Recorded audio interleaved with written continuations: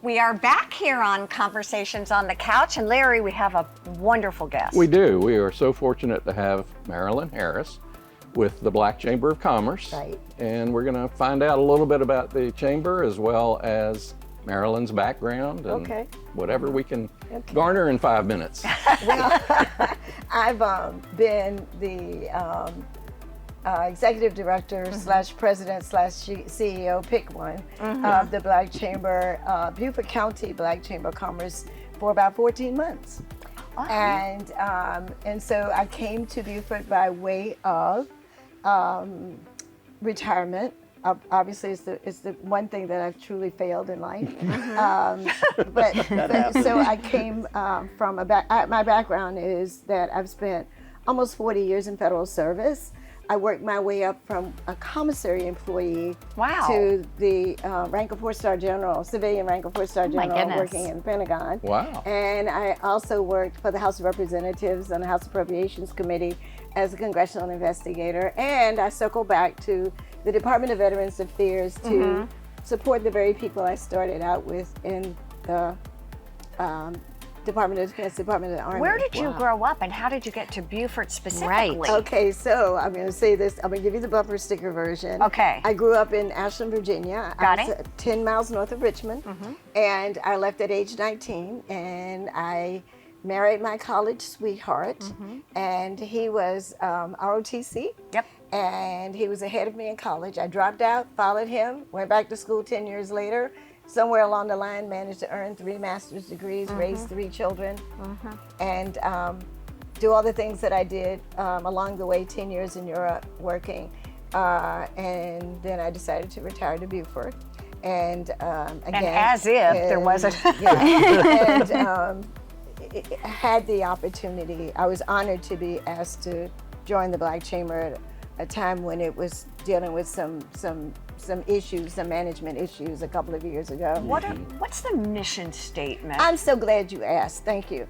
The mission of the Black Chamber is very different from the mission of the regional chamber. Got it. We do things like we provide loans to disadvantaged and disenfranchised communities, members of our community. We offer those loans through the Small Business Administration, through the USDA, and we're a CDFI, so Community Development Investment Funds from the U.S. Treasury. But our mission is to serve the disenfranchised and disadvantaged. Some people would call those the people we serve as those who are coming from opportunity zones. Others would refer to it as hub zones, historically underutilized business zones. Can you give us specific examples for people who might not quite understand what that would look like? Sure. So we support minority businesses. So that's a woman-owned business. Got it. Or BIPOC is the, you know what that is. Yes. But for those who don't, is the Black, Indigenous, and people of color. So we have, our clients range from people like, businesses like Rain and Bagels to Lowcountry Sanitation. So one of my favorite anecdotes is about Lowcountry Sanitation. That started with a family whose child had a hearing disability, but had an entrepreneurial spirit. They started out with a little pickup truck they gave this kid who would go visit the households on Seaside and offer to pick their trash up at the back door and take it to the convenience center.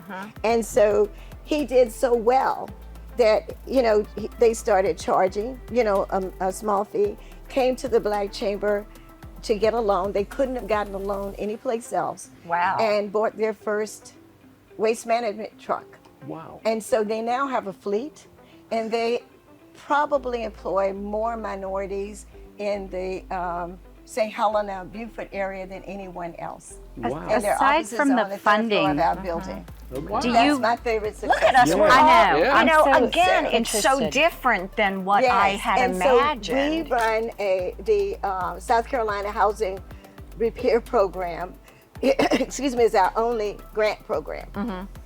They allow us to facilitate housing repair. Got it. Again, for the disadvantaged and disenfranchised community, for a critical home repair up to $35,000, home repair up to $75,000. The goal is to keep our members, the members of our community in clean, sanitary, and safe housing. We're So going to have to take a break. Yes. What we'd love to do is come back and we'll do another segment while we're sitting here. Is that okay with everyone? That's fine And we'll with me. talk a little bit more about what you do. So stay with us. We'll be right back here on Conversations on the Couch.